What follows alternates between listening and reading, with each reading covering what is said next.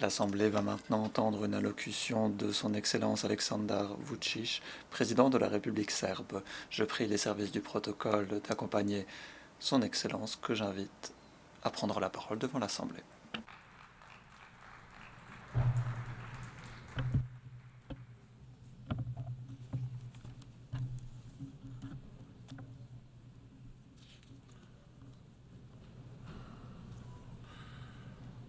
Madame President, Madame la Présidente, Excellences, Mesdames et Messieurs.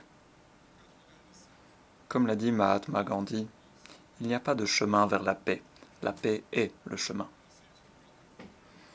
C'est dans ce même esprit d'amour fraternel et le cœur ouvert que je m'adresse à vous au nom de la République serbe, un pays fondateur de l'ONU, un pays de liberté et de justice.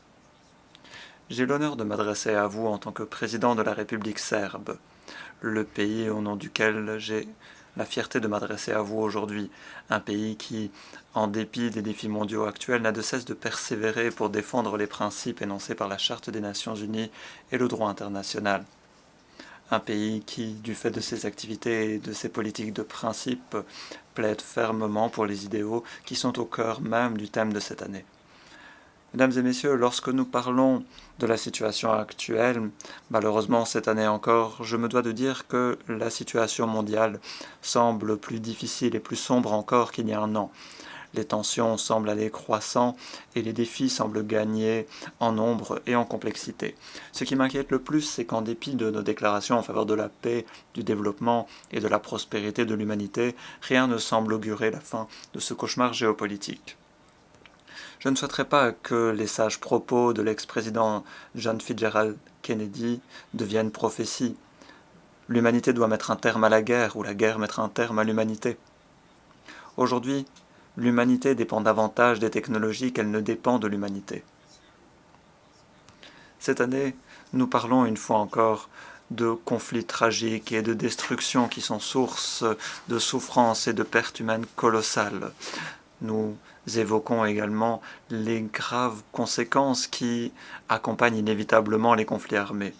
La République serbe et le peuple serbe portent le deuil de toutes les vies fauchées dans le cadre des conflits qui font rage aux quatre coins du monde, y compris au Moyen-Orient et en Ukraine. Nous ne saurions oublier qu'aujourd'hui, au XXIe siècle, ce sont de chiffres épouvantables dont nous parlons lorsque nous parlons du nombre d'enfants ayant perdu la vie dans des conflits. Cela peut paraître incroyable, mais le monde est au bord d'une catastrophe nucléaire et d'un holocauste nucléaire. Du fait de notre désir de l'emporter et de détruire l'autre, petit à petit nous nous rapprochions du précipice, et nous sommes aujourd'hui au bord du gouffre. Nous vivons dans un monde où nous ne nous écoutons plus, où seuls nos arguments et notre vérité valent, alors que les autres doivent disparaître car ils mettent en danger nos soi-disant valeurs universelles. Nous devons dialoguer même en cas de désaccord. Nous devons rétablir la crédibilité et l'autorité sapée des Nations Unies. Et c'est la raison pour laquelle la Serbie serait favorable à une présence plus grande des pays africains au sein du Conseil de sécurité des Nations Unies. Et nous pensons qu'une meilleure représentation de l'Afrique serait lourd de sens pour la paix mondiale. Nous devons mettre un terme aux deux poids deux mesures, et ce afin de rétablir la foi dans le droit international et dans les principes dont nous sommes toutes et tous convenus de longue date. Nous devons rétablir la foi dans la paix. C'est le seul chemin. Il n'y a pas d'alternative. Nous le devons à toutes les victimes innocentes, aux générations présentes ou futures. L'avenir du monde, au cours des 5 ou 25 prochaines années, sera le fruit de nos choix, mais c'est également une responsabilité. Nous avons toutes et tous convergé de nos régions respectives pour des raisons certes nobles, mais également pour des raisons égoïstes. Les dirigeants de tous les pays, et même des pays les plus puissants, vous parlent, s'adressent soi-disant à vous, mais ne s'adressent en réalité qu'à leur propre public et non en réalité que peu d'égard pour les réelles préoccupations du monde aujourd'hui. Je ne suis pas bien différent, mais aujourd'hui je ne vous parlerai pas de la Serbie, d'un membre fondateur des Nations Unies, de ses succès, de son fort taux de croissance, car j'ai la possibilité de me targuer de ses résultats dans mon pays. Et je pense d'ailleurs que ça ne vous intéresse pas en réalité. Aujourd'hui, je souhaiterais vous dire que l'effondrement du monde moderne a commencé, du moment à partir duquel la Charte des Nations Unies s'est vue discréditée et du moment à partir duquel nous avons cessé de croire dans le droit et avons commencé à croire dans la force. Je vous présenterai l'exemple de mon pays, le plus beau pays au monde à mes yeux, la Serbie. Je vous parlerai de la manière dont il a été détruit, foulé aux pieds, et de la manière dont aujourd'hui, du fait de sa ténacité et de son amour pour la paix, il est devenu un petit caillou dans la chaussure des grands et des puissants. En dépit des grandes victoires que la majorité de l'humanité a connues lors de la Première et de la Seconde Guerre mondiale, les Serbes, en tant que nation, ont connu, proportionnellement à leur taille, les plus grandes pertes lors de la Grande Guerre, ainsi que lors de la Deuxième Guerre mondiale. Alors nous faisions partie des rares nations d'Europe du Sud-Est à avoir d'emblée confronté les nazis. Et c'est peut-être pour cette raison que Belgrade a été la seule ville à avoir été aussi brutalement bombardée et dévastée dès 1941. Nous, Serbes, n'avons pas accueilli les chars nazis les bras ouverts, et nous avons payé un lourd tribut de ce fait. Mais le but de mon discours aujourd'hui n'est pas aujourd'hui de nous lamenter d'un passé lointain ou de nous présenter comme la victime. Je souhaite vous mettre en garde, chers amis, en faisant fond sur ce qu'il est advenu de la Serbie, et vous mettre en garde contre un précédent qui est utilisé et abusé dans différentes régions du monde, vous mettre en garde contre le fait que la boîte de Pandore n'a pas été ouverte il y a 2 ou 5 ans, mais bien avant, et contre des faits que nombreux passent sous silence.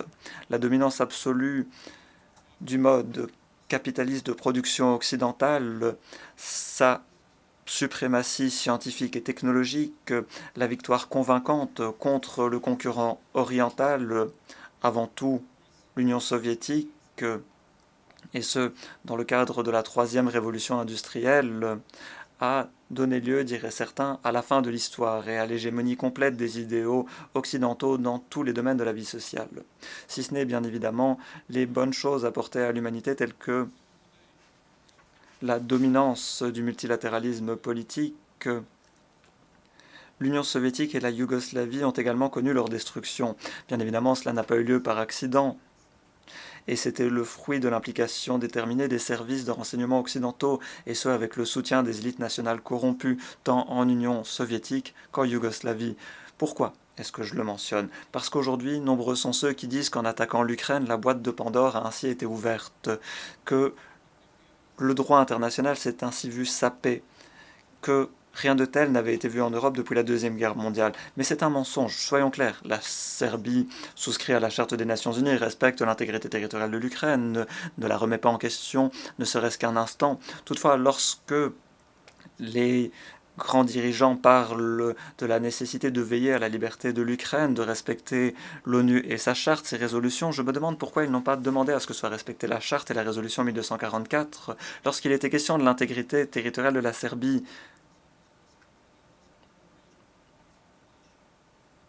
Lorsqu'ils pensaient qu'ils pouvaient violer à leur guise le droit international tant qu'ils le souhaitaient, car ils avaient vaincu tous leurs opposants, et qu'ils pouvaient donc se déchaîner contre une petite nation et violer toutes les normes sans même fournir la moindre explication. C'est pour cette raison qu'en 1999, ici à l'ONU, ils ont tenté d'adopter une décision sur l'attaque et l'agression à l'encontre de la Serbie.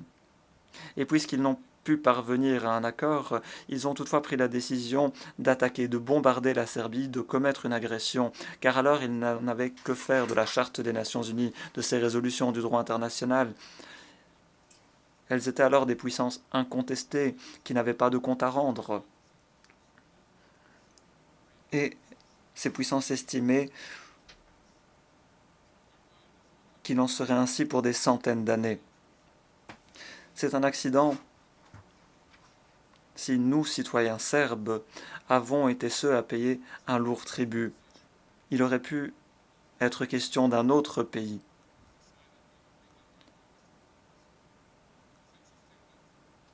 Je ne souhaite donc pas dire que nous étions des anges, que nous n'avions pas de responsabilité, mais le destin d'une petite nation a été déterminé par les grandes puissances occidentales, sans égard pour le droit ou la justice. Lorsqu'ils ont fragmenté la Yougoslavie, c'était selon les frontières communistes internes. Ils pensaient ensuite que c'en était terminé, mais ce n'était guère le cas. C'est lorsqu'ils ont commencé à fragmenter la Serbie, une Serbie indépendante, démocratique, reconnue à l'international, un membre de l'ONU et de l'OSCE. Et aujourd'hui, ils parlent passionnément de défendre la souveraineté des États contre toute sécession, séparatisme, jusqu'à la prochaine chance qui leur est offerte lorsque la sécession et le séparatisme peut être justifié par des catastrophes humanitaires et par tout ce qu'ils n'accepteraient pas dans d'autres cas. Pour vous donner un dernier exemple, je tiens dans mes mains un document qui indique qu'à l'exception des forces relevant du contrôle de l'ONU, les forces internationales de sécurité au Kosovo, aucune force armée ne devrait se trouver sur le territoire du Kosovo et de Metoja, conformément à la résolution 1244. Et ceux qui ont commis une agression contre la Serbie, qui ont tenté de scinder une partie de son territoire, tentent encore aujourd'hui de le faire, en tentant de nous convaincre que c'est la seule solution démocratique et raisonnable, que la seule solution est d'assurer la sécession du Kosovo et de Metoja de la Serbie. Et ils leur fournissent jour après jour des armes. Ils fournissent des armes aux forces sécuritaires du Kosovo,